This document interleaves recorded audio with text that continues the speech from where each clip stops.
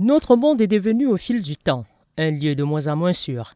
De prime abord, tout ne semble qu'agression au point où la seule solution pour vivre en paix serait la course aux armements et au point stratégique pour faire face au système de prédation qui voudrait que les plus forts dévorent les plus petits par la ruse ou par la force. Comme quoi, qui veut la paix prépare la guerre pour citer le romain Végès.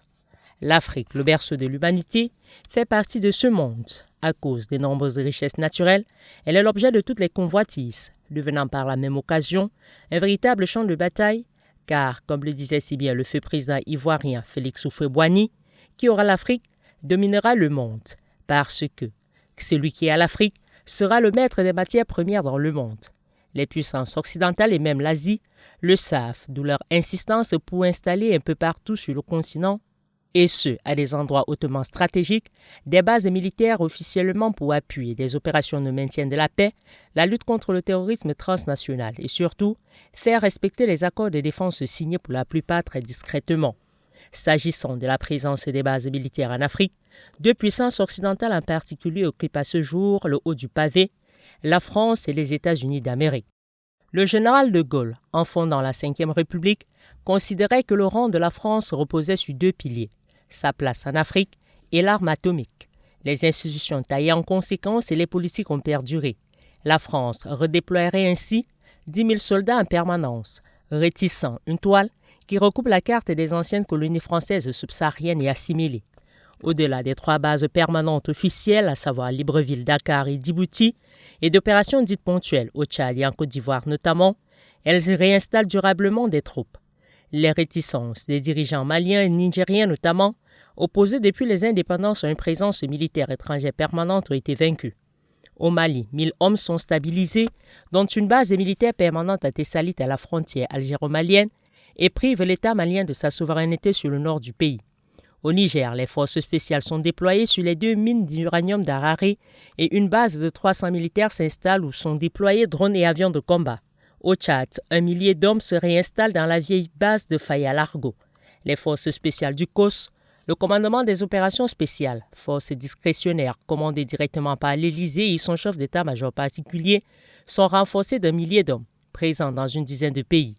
Les nouveaux accords de défense que la France tente d'imposer ne sont plus hersés sur une coopération pour former les forces locales, mais sur l'insertion des détachements français dans les armées nationales, l'armée française laissant le droit d'agir à sa guise avec sa force de réaction rapide. Ce dispositif se met sur pied avec une discrétion collaboration avec l'armée américaine et dénote d'un nouveau mode de domination qui, selon des analystes, au lieu d'aider à consolider des États, se sert des divisions claniques ou ethniques ou des menaces djihadistes pour pousser plutôt des États affaiblis et éclatés à abandonner des prérogatives nationales ou militaires aux forces des grandes puissances. Les États-Unis d'Amérique reconnaissent officiellement une base militaire permanente américaine sur le continent, celle de Djibouti installée en 2003, dans le cadre des réformes sécuritaires des États-Unis engagées après les fameux attentats du 11 septembre 2001. Selon le Pentagone, plus de 3000 militaires et civils américains travaillent dans cette base, plaque tournante des activités militaires américaines dans la Corne de l'Afrique, base de la piraterie maritime. Les États-Unis auraient également établi pas moins de 12 bases militaires secrètes ces dernières années dans plusieurs pays du continent noir qui gardent toujours le silence à ce propos. La plus en vue serait celle de Ouagadougou au Burkina Faso, qui servirait de point de départ pour survoler le nord du Mali, où sont actifs des groupes armés, à l'instar de Al-Qaïda au Maghreb islamique AQMI, Ansar-Dine ou encore le Mouvement national de libération de l'Azawad Mnella. Sur un autre plan, il y a aussi une stratégie américaine très discrète vis-à-vis de l'Afrique, le commandement des États-Unis pour l'Afrique ou Africom, un commandement unifié pour l'Afrique créé par le département de la Défense des États-Unis en 2007, dont le siège est basé à Stuttgart en Allemagne. À l'exception de l'Égypte, l'ensemble du continent relève de la compétence du commandement des États-Unis pour l'Afrique Africom, responsable de l'intervention en Libye en 2011 qui a soutenu la guerre contre le gouvernement du guide Muammar Kadhafi.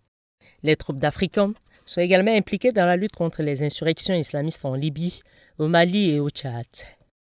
Selon une association américaine qui cherche à faire la lumière sur la guerre secrète des États-Unis contre l'extrémisme, les Américains ont du reste réalisé entre 10 et 14 frappes de drones et entre 8 et 11 opérations secrètes en Somalie depuis juin 2011.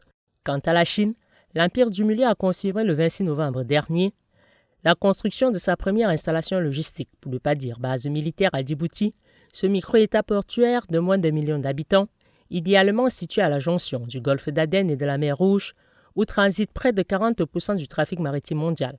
Une position stratégique pour le contrôle du commerce maritime et pour accéder aux marchés africains.